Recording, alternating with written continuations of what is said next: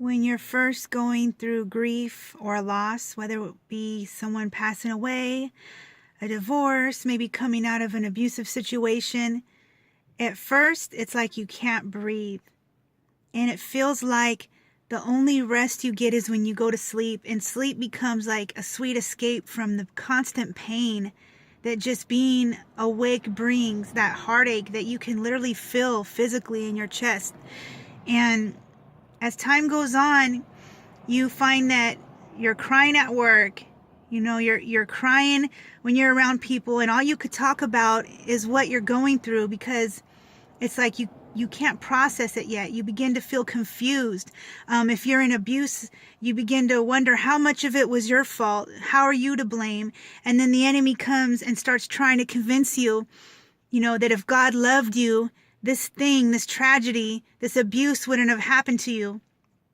But as you refuse to blame God, and as you take your broken heart to God and pour it out to Him, as you refuse to run from God, but you run to God and surround yourself with godly people as you're loved and you begin to love, there's something that happens inside of you, and you begin to feel rest in your soul. You begin to get that peace that you need, and the crying spells and the feelings of despair, they come less and less, and before you know it, you go a whole day without crying, then a whole week.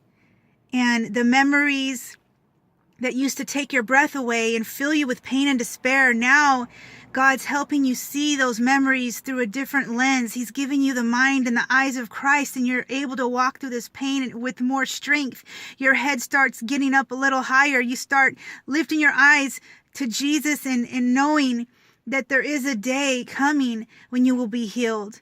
And the beautiful thing about being wounded is that as long as we go to God with it, He will heal us.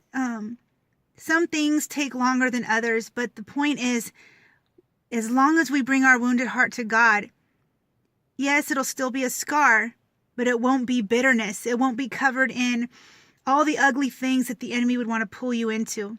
Safety is with Jesus, even when we're broken, especially when we're brokenhearted. And one day, we'll have that scar, and people won't see it. We won't be talking about what we went through. We won't be crying about what we went through. But we're going to see someone who's bleeding, and we're going to be drawn to that pain, and we're going to walk up to them, and they're going to look up at us like, you don't understand. And we're going to lift up our shirt spiritually, show them that scar, and be like, oh, I do understand. And we're going to take their hand, and we're going to help them walk through that pain that we once was so real to us. That pain that makes you feel like you're never going to recover.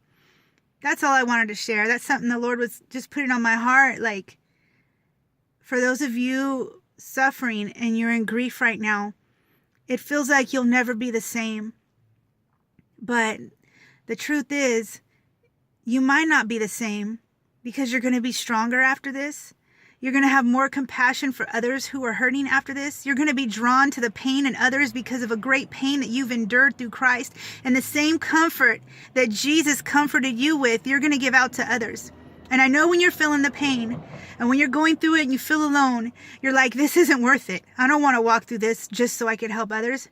But I'm telling you, that first time that you put your hands on someone and pray for them, or you give them a word of encouragement and you see their countenance lift, you see despair come off them, you will cry tears of joy, and you will say, God, that was worth it. Thank you for getting me through it.